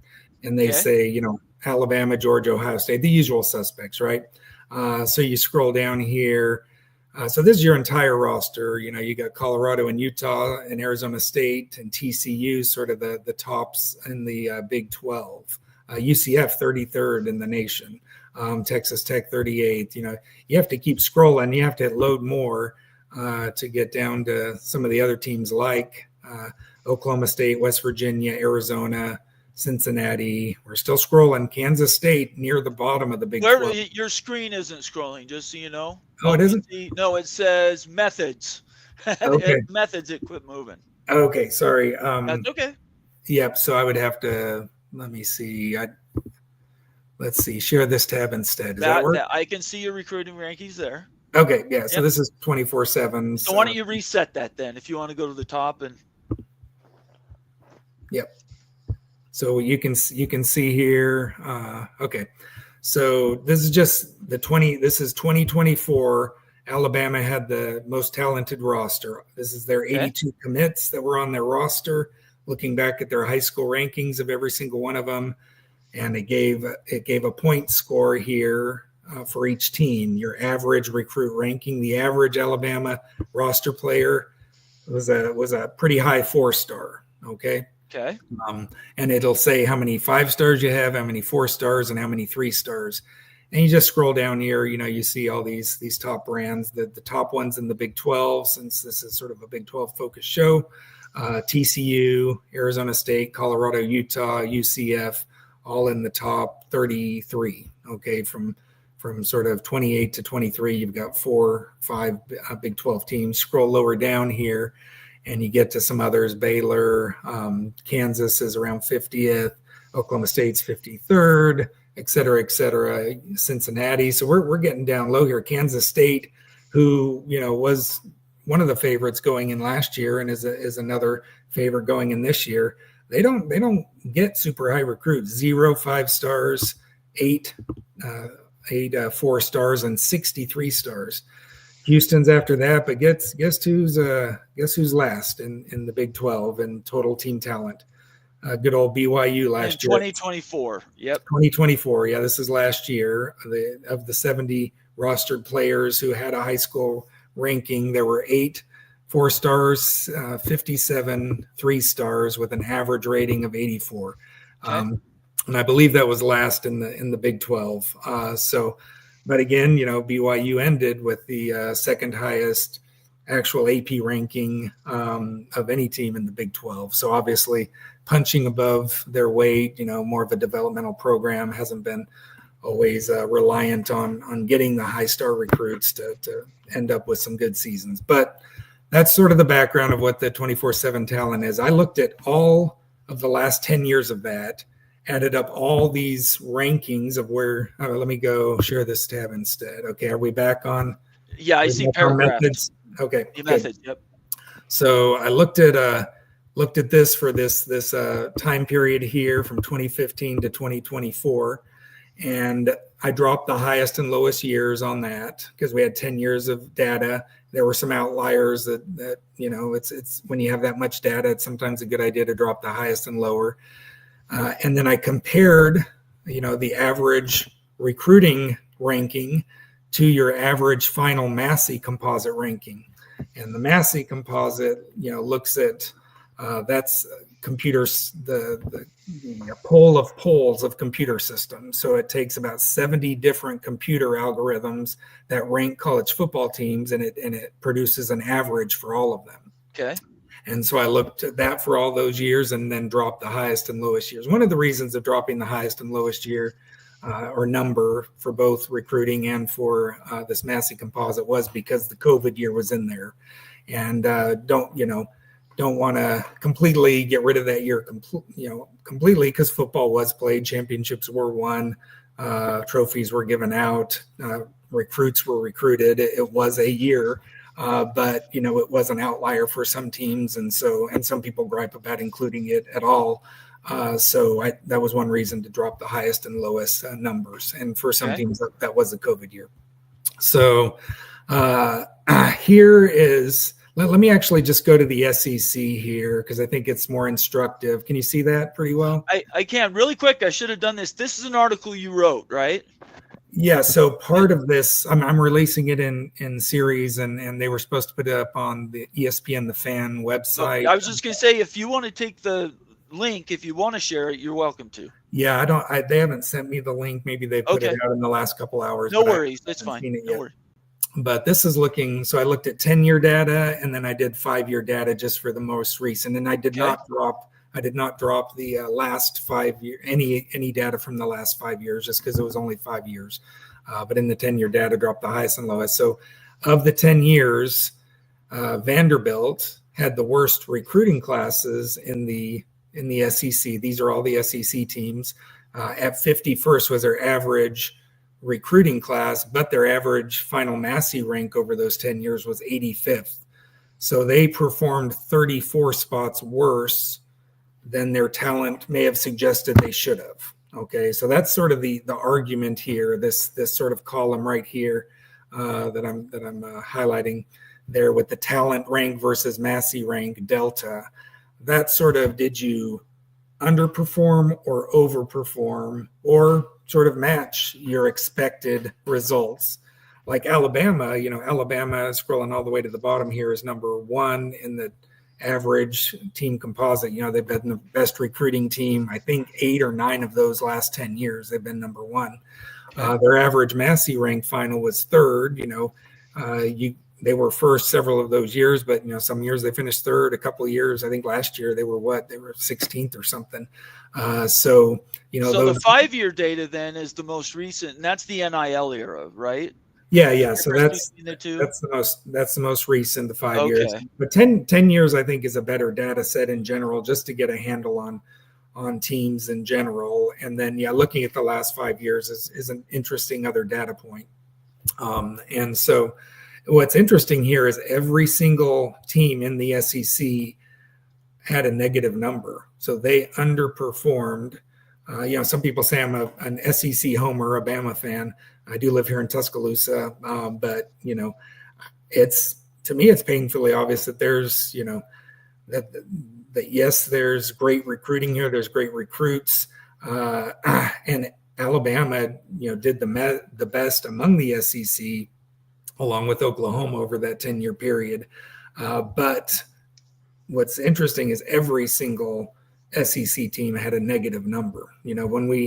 If I scroll down here to other, let's go to other conferences, like the service academies. This was crazy. Can you see this here? With we can see it. Okay. Yep. So the service academies, they don't recruit football players, right? They recruit young men who can be generals, who happen to play football. Right. So their talent is among the worst in the nation as far as recruiting talent. All 3 teams here, in the bottom 10 among all FBS teams. But look at how closely they all sort of finished in that mid-60s range over a 10-year period. They all averaged about that. And these talent versus, they finished way, way higher than their expected, finish based on talent. So there's something else going on at the service academies where, obviously they run a different system and they really focus on, you've got very disciplined young men that are mature. And there's, apparently recruiting rankings cannot quantify that. And that's the extreme. The service academies were the extremes. Right. But if let's look at the blue bloods. Okay. I took the 8, traditional blue bloods in college football, and all of them recruit really well. All of them in the top 11 except Nebraska. And some people are arguing that, hey, Nebraska really shouldn't be counted as a blue blood anymore. Haven't done much in the last 20, 30 years. If you take out Nebraska, you have to take out Notre Dame. Yeah, I mean, Notre Dame, they just played about. for the national championship last year. They've been in the final game several years. But as far as when they won national championships, I guess I see that point. But, Notre Dame, a lot of these blue bloods, look at these top 5 blue bloods here in this list here, Michigan, Ohio State, Notre Dame, Alabama, Oklahoma, they all pretty much matched their talent. Okay. Right. Texas over the last 10 years, not so much. They're better in the last 5 years than a 10-year period with their 2 playoff appearances in the last 2 seasons. USC perennially overrated again and again and again in the AP poll and on these recruiting things as well. So one thing that as I went through this data more and more and more, these large states, there's something about the schools in the large states, they have really, really high recruiting classes. And I think part of it is maybe these algorithms that these recruiting sites have. It's easier for coaches to get to a big city and to go hit a lot of, hit a couple camps, go hit a couple high schools all within a day or a couple days. And it just, there's so many people in a small setting. And so a lot of these city kids get a lot more offers, and these algorithms are boosted by these multiple offers. I present for your interest the state of Florida. So there are the 7 FBS teams in the state of Florida. Okay. Look at these average team talent composites. It's all over the place. FIU, not great. 91st in the nation in team talent composite. Florida State 11th. That's the best in Florida in team talent. Florida, and Miami and Florida State are all up there in the higher ranges. But look at over the last 10 years the final Massey rank, and look at this. Over the only UCF sort of punched above their weight. Their recruiting and their average Massey rank, and these are huge numbers. This is worse than the SEC in general. The last 5 years, it's even more drastic. These numbers are massive. I think the average was minus 30 of all these teams, and even UCF underperformed over the last 5 years, but nowhere. And we're not talking about just a brand bias here. I mean, we're talking Florida International, we're talking Florida Atlantic, UCF. These teams are really underperforming their talent rankings. So maybe there's something about the local recruiting market in Florida that's really somehow boosting the recruiting rankings of their local recruits. But when it's time for them to get on the field and show their talent, it's got to be something beyond just randomness that every team is way below their what they should perform based on their talent. Go ahead. I was just going to say, in this comparison, by the way, this data is incredible. I hope everybody appreciates it once you finally post it. But did you compare the recruiting rankings between services, or are you just you're comparing against school and conference? So the nice thing about the 24/7 team talent composite is it takes into account all the different recruiting services. Okay. So it takes into account, the ESPN, the Rivals. I think they give themselves a little more of a boost in the algorithm of the talent composite, but all the services do the same thing. They all sort of give an average score. I think for Rivals and On3, it's the industry ranking where they sort of tally up all the different services. But in general, this is just looking at the 68 P4 teams and the 64 that's a good one. non-P4 teams. On average, the average P4 team is 10 spots lower than the average, than they should be based on their ranking. And the opposite is true of the non-P4 teams, a plus. Right. And part of this is I talk about it in the text here. Some of this at the very extremes, high and extreme lows. If you're number one in recruiting, by definition, you can't overperform that. You can't be higher than the best team in the nation, right? So if you're at the extremes in the data and you have a top 10 recruiting class, it's really hard to show meaningful overperformance. And the inverse is true as well. If your recruiting is just pitiful, like the service academies, they really can't, they all did fine, actually. They all did great compared to their recruiting, but, other schools that are around them, if you're second to last in recruiting, you can't have too much of a negative number here because you can't, I ranked it for FBS teams, so you can't do worse than 130. I think I had 131 teams included. I didn't include the brand new ones like Kennesaw State and James Madison. And, the data set isn't big enough. Yeah. So what's the bottom line for the way? What's the one nugget if people really want to understand how you use recruiting rankings to determine outcome? Is there one sort of golden ticket that you could tell everybody to focus on? So I mean my analysis showed that a few things. Teams in very large states, especially California, Texas, and Florida, tend to have a high overvalue, or they tend to be underperformers is the term I use here. They underperform their talent. That was one thing. There was a little bit of a regional bias towards Southern teams in general. So Southern teams in general had a -3 on their talent rank versus Massey rank Delta, and non-Southern teams as a whole were +3. So that's not a huge difference. But there was a big one actually for the time zones. And we think about East Coast bias and such. Let me see if I can scroll down and actually find this here, because I got a lot of data, but it's going to be a while. The East Coast bias is a real thing. I mean, people watch those games more because they're on more than for the rest of the country. So it makes sense. So actually, according to this, that is wrong. I think that's true for the AP poll and the AP poll voters.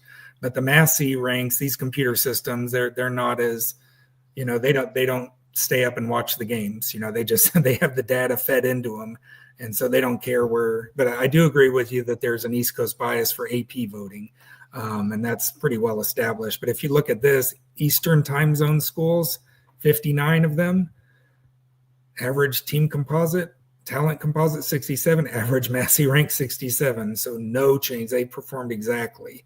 And actually all the time zones in general, we're not too far off here. These 4 time zones, these are the Southern versus the non-Southern school, but the Mountain time zone, only 13 schools, but you got Boise State in there. You got BYU, you got Utah, who's an overperformer as well. Yeah.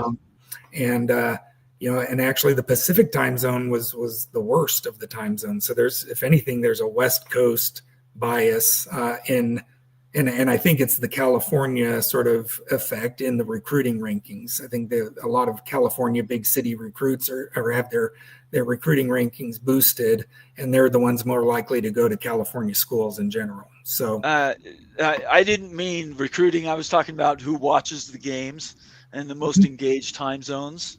And there's obviously a lot more people east of the Mississippi than west of the Mississippi. So that's what I was talking about. Your point is well taken. Recruiting drives success at this point. Do you have a moment? Maybe it's not in this article. Maybe you did include it, but where are we looking forward with recruiting when you have relatively new schools like BYU and Texas Tech popping their head up? How do you fit them into some of this historical data? Yeah, so I mean, in an analysis, this is almost like a research study. The time I put into this, and I'm sure, I have no doubt. All this, so it's sort of hard to forecast going forward. This is just looking back historically. We call it a retrospective study, and just trying to tease out some data. But this is one side of it. I'm looking for some biases. What is unsaid is that the more talent you have, the more likely you are to do well. There is a strong correlation between high recruiting and higher results. And then I'll go back to all the conferences here. Let's see. Sorry, scrolling. That's okay. So here's all the conferences right here. So you can see, yes, the SEC was the most underperforming of the conferences, but they also had not only by far the highest talent at 19th average class. 19th ranking was an average of the 16 SEC teams. They also had the highest average Massey rank. So highest talent ended with the highest final rank. Now it was a big gap. It was 17 spots lower than maybe you would predict. And, this doesn't even go into, these are also the teams, the Big Ten, the SEC with the highest paid coaching staffs, the ones with the most resources for NIL to develop players and to really, do this. So there are other inherent advantages where this talent, maybe shouldn't be so underperforming. But, the cynical side says, well, maybe there is some boosting to some of these rankings, not necessarily when they sign with those teams, but just there is something, I think, to these algorithms. And it really does happen when Bryson Beaver, whatever his name is, the Oregon quarterback that was a Boise State commit, right. He got his ranking really got boosted when he got the Oregon offer. He did. Part of that is cynicism, but also part of it is, that's part of the algorithm. And then there's something that's called the Bama bump. People who followed recruiting for a long time, whenever anyone would get a Bama offer, they jump, 3 or 4 points, from like a 91 to a 95. And so it becomes a self-fulfilling prophecy that whoever Bama offers is going to be a 4 or 5 star. Of course, they're going to have 4 or 5 stars because their recruiting rankings get boosted. The other side of the coin is Nick Saban was no dummy. He's not going to offer cruddy players, scholarships. So he's great at evaluating talent. And so he's able maybe to see the better talent, maybe better than some of these recruiting services. So it's both there that, the recruiting is important. You need good recruits to win on the field, especially at the highest level, and to win the championships. But there's more going on here. And this is the rub here. These recruiting rankings, these average team talent, those things are plugged in the preseason to all these metrics. I know. These predictive metrics like the Right. K-Ford rankings, I think while you posted something about the K-Ford rankings, there wasn't a single team from the Big 12 in the top 20 of the K-Ford rankings. So when the calculus, and this is the problem, what you just said, it's the core of everything. If the bad data in is bad data out. Yeah, garbage in, if you're using garbage out. Yeah, if you're adding data that's biased, before you even snap one ball, you put a bias in loaded, as you said, with the recruiting rankings, the Alabama bump. I would say you could say it's the Big 12 minus. You have a school that goes from a Power 2, any Power 2, to a Big 12. And while we might not have the data we could talk about tonight, I am pretty sure empirically that generally that penalty is quite high. And what it then ends up doing is it predicts itself. Bad information going in means your rankings are going to be necessarily lower, which leads to this bias. And then everything else is broken. So let's come full circle with the college football playoff numbers. If bad data went in to getting where those rankings are, so that the schools that are at the tail end, the 11, 12, 13, 14, 15, 16, aren't necessarily the best ones that are there, but they're in because of their implicit bias, doesn't that break the system? I mean, it definitely has an effect, and it sets the framework. Fortunately, all these predictive metrics they drop out. A lot of these recruiting rankings, they sort of phase them out through the year as there's more data from the football field and more comparative data of who's played who and who's performing well. But yeah, it's problematic. I don't completely agree that if you sign with BYU you're going to get dinged, and if you sign with this other school you're going to get boosted. I think there's maybe possibly a preponderance of anecdotal evidence that may suggest that, but I've never seen anything formalized in data, and it would be hard to go in and prove that, because you'd have to look at every single recruit from a few year period, the date that they signed, and then track their recruiting rating from that date they signed at these given schools to prove that. And I've never seen, maybe people have dug into that and just haven't reported it because it didn't report what they thought it would show. There's this reporting bias in statistics that we sometimes see. But yeah, there's lots of anecdotal evidence where we can point to this recruit got dinged when he went to Texas Tech or went to BYU or went to Baylor.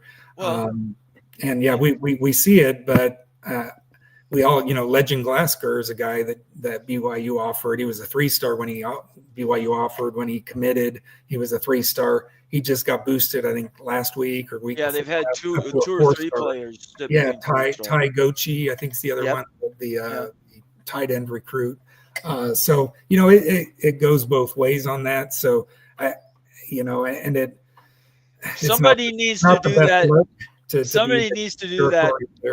Somebody needs to do that work, because Ryder Lyons gets dinged.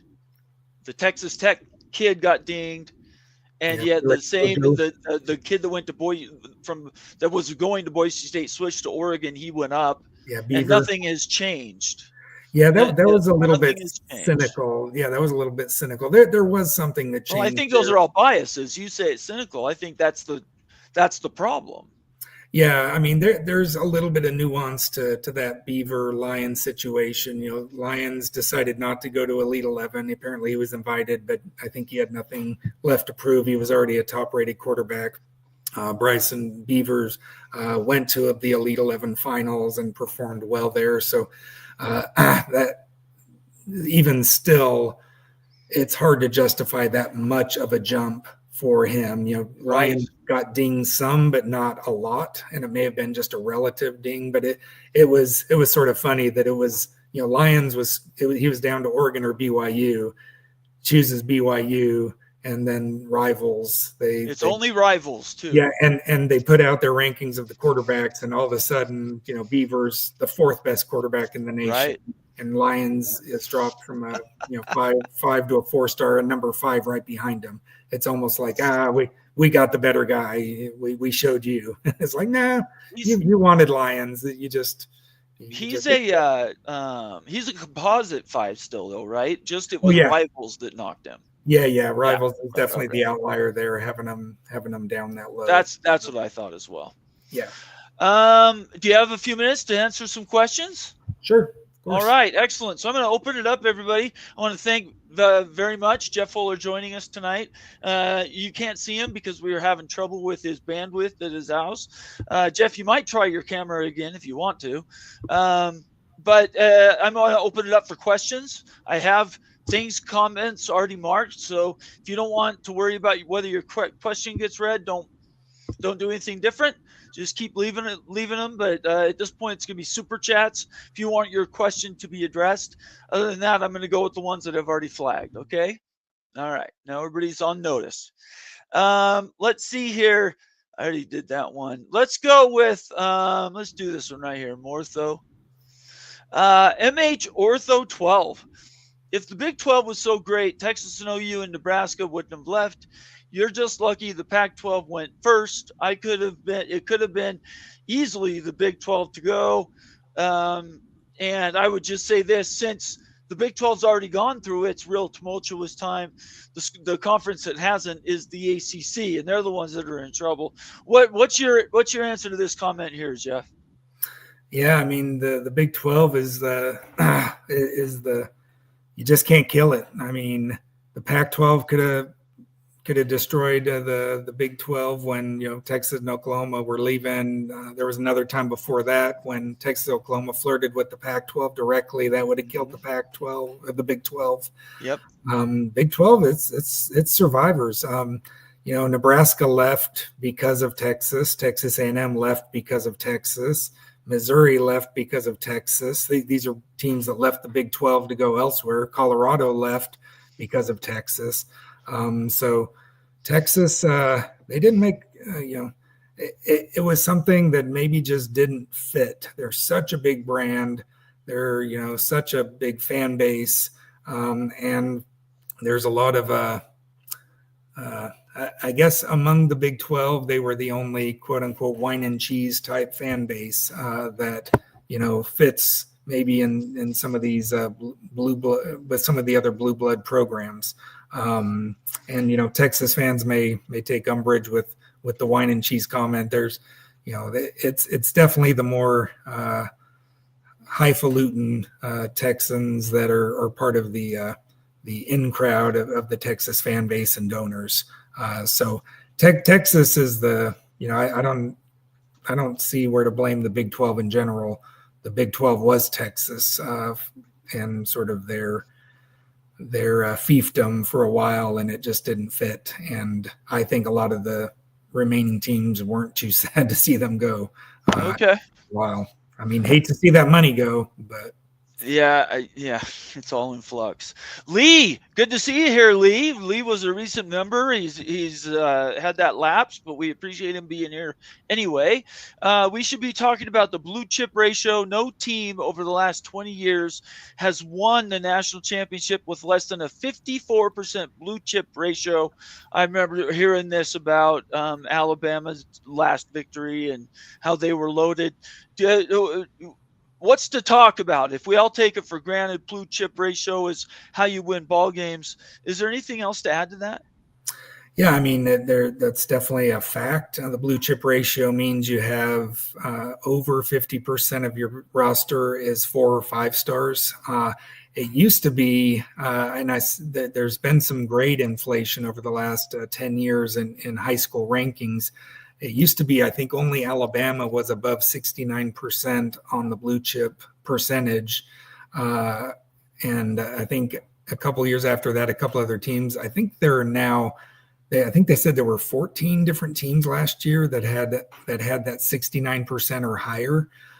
So there, some of this is great inflation, but yeah, it's true to get through, to win the conference championship games, to win 2 games or now 3 to 4 games in a college football playoff.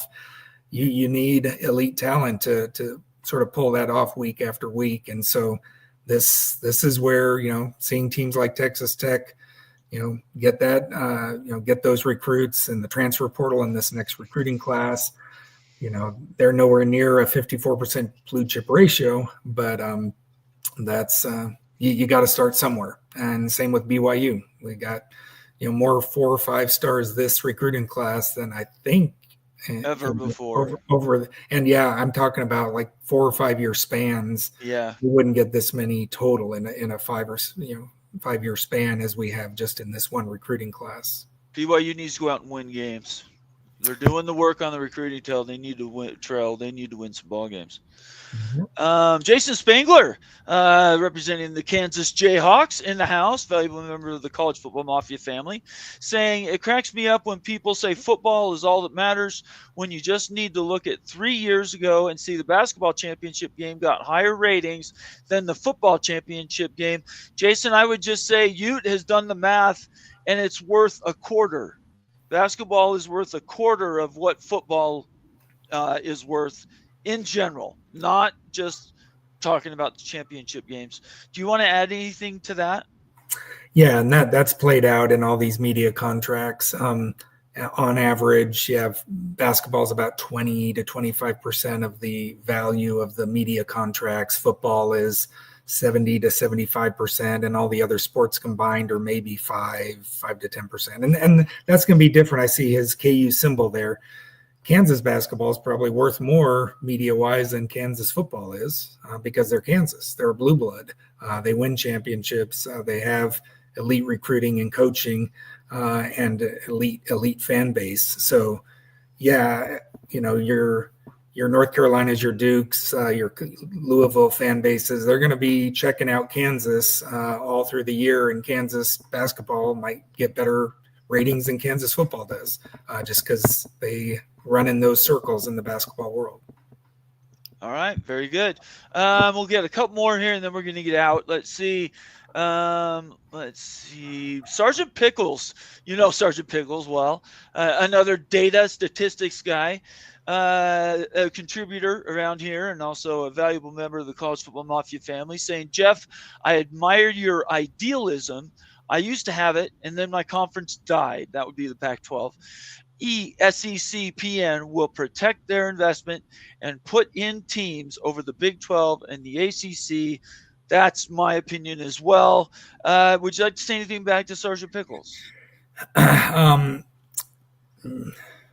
mean, the Pac-12, I mean, I don't want to dance on any graves there, but the Pac-12 died for, not because of ESPN and the SEC. The Pac-12, they killed themselves with bad leadership and bad decisions over a long time. I don't envy, having that. I don't try. Honestly, I think we need to get smart people who can agree on computer algorithms like the old BCS that will without recruiting rankings. resume based right systems, and let that decide who the teams are going to get in. And that could be fraught with some discussion, but it's much less likely to be biased if we have good input into that system. I know it. People say, "Oh, but the BCS, that was horrible," and it wasn't ideal when you're determining the two teams who are going to play for the championship. But when the argument is going to be who are the 15, 16, 17th best teams in the computer system, those probably aren't the ideal ones. It's a computer system might be less biased. One last thing, let's make it for full circle here. Okay. My last point about why I don't like the 4-4-2-2-1-3. Let's say the only time when it benefits you, if you're the Big 12, is when you don't have two teams that are automatically qualifying, or when you don't have two teams which are at large. They don't get at large spots, right? You got your 1 AQ in the 5+11, and like most years, you'd have your second or third team in. The only time when it benefits you to have this second automatic qualifier spot is when your team is ranked outside the top 15 or 16 and don't get that spot. But what happens to you? Say you're the 18th ranked team. What is your fate in the playoff? You go on the road and you play the number one team in the nation at their home stadium. I don't know if that's the best recipe for saying, yeah, we got our two teams in, we deserved it. That's just what happens in the real world when your team wasn't good enough to get an at-large spot. You're going to be the 15th or the 16th seed, and you're going to be playing a juggernaut, and you're probably going to get toasted on the road. So I would much rather get in the tournament than not. I can see that point. You can't win if you don't play. That's right. Yeah. Anyway, that's fantastic discussion. Really appreciate you coming on with me tonight, Jeff. If you guys want me to stick around, leave in the comment section. I can take some calls tonight. I have a little extra time. If you don't want to do that, don't tell me to stick around and take calls, but I'm going to let Jeff go. Jeff, why don't you kind of tell everybody where to find your stuff and some of the stuff that's coming up. By the way, you need to repost the link to your article. Okay. Yeah. When I get that link and I've sort of started a Substack account. I'm probably going to put some of my old articles over on Substack and some of this new stuff that's coming out. I've got a analysis of AP pre-season rankings versus final rankings that I've got sort of in the hopper as well. That's going to be coming out in the next couple of weeks. But yeah, right now it's JJ Fuller at 72 at JJ Fuller 72 on X on Twitter and. I also post on Cougar Board. That was sort of my original spot, a Bama Coug there. Do you belong to Coug Connect, the collective? Not officially. I've really should. Yeah, I've had them. They've asked to post some of my articles before, and so I'm just not I'm not into being an insider. I just like to do my own thing. It's not about being an insider. It's just being part of the collective. I pay $10 a month. It's not like I'm doing a ton. I enjoy that part of it. Yeah, I donate to the department athletic department on a routine basis. So I know you do. You're big bucks. I'm not big bucks like you. All right, Jeff Fuller, thank you so much. Have a great night and have a good week, okay? Awesome. Thanks for having me, Bomber. Hey, we'll see you later. Bye-bye. Clap out Jeff Fuller in the house tonight. Really, really appreciate him giving us some time. I know there's a lot of data there. Once Jeff publishes his article, I will repost it so you can all have a piece of that. It's something that I think we have to track data. Data needs to be the decision-making thing. And I'm sort of at the point, this was really sort of the last hurrah for me talking about the CFP. I'm not going to do it much anymore. Everybody knows my opinion. I know everybody else's opinion. I don't really see where there's a discussion point. It may or may not get negotiated by December 2nd. I'm not going to worry about that at this point. So I think this just sort of closed the loop, as it was, on how the CFP is going to run. Time will tell, and I appreciate you guys being here tonight to talk about it. Hang on. Forgot to give myself more water tonight. You guys have been awesome. I don't see anybody really wants to call in, so I'll probably just call it good. I appreciate everybody being here tonight. Again, if you want to become a member, hit that $sign or if you want to give a membership, hit the $sign next to the comment section. Send it out. We love super chats, and if you don't want to do that, that's fine too. I hope everybody has a great night and a good week.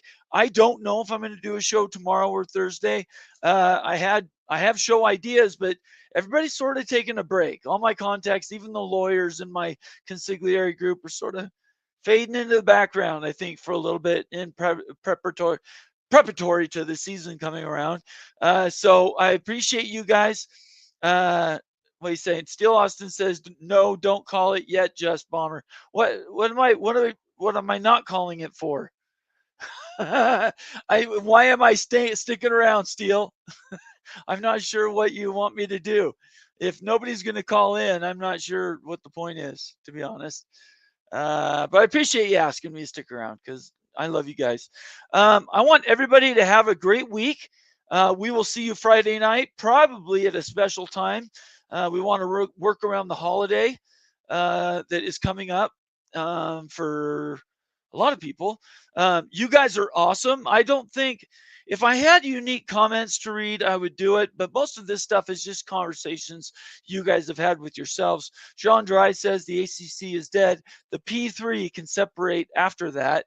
I don't know. Do I have other comments in here that really mean a ton that would generate more conversation? Let me see. Appreciate Caden for the $2 super chat. Let's see.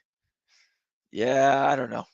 I think I'm done. I think I've played it out. You guys have been awesome. Thank you so much for everything you guys do. Have a great week and follow me on Twitter. Follow the College Football Mafia. Subscribe on YouTube. If you're watching on X, do me a solid. We're pushing to 5,000 subs. I've got 100 people watching on YouTube right now. If all of you jump over, go to my X account, go to my YouTube account, College Football Mafia. Type in that name, get to our main page, hit the subscribe button. It'll really do us a lot of work. I really appreciate. I've got more. Steel, you're just dragging me on at this point. I've got more, do I? Thank you, Sir John. You're a stud. Okay, everybody have a great night. We will talk to you soon, okay? And stay out of trouble. Maybe there's a show tomorrow or Thursday. I don't know today, but I will know more. You guys have a great night, and I appreciate you. Bye-bye. Peace.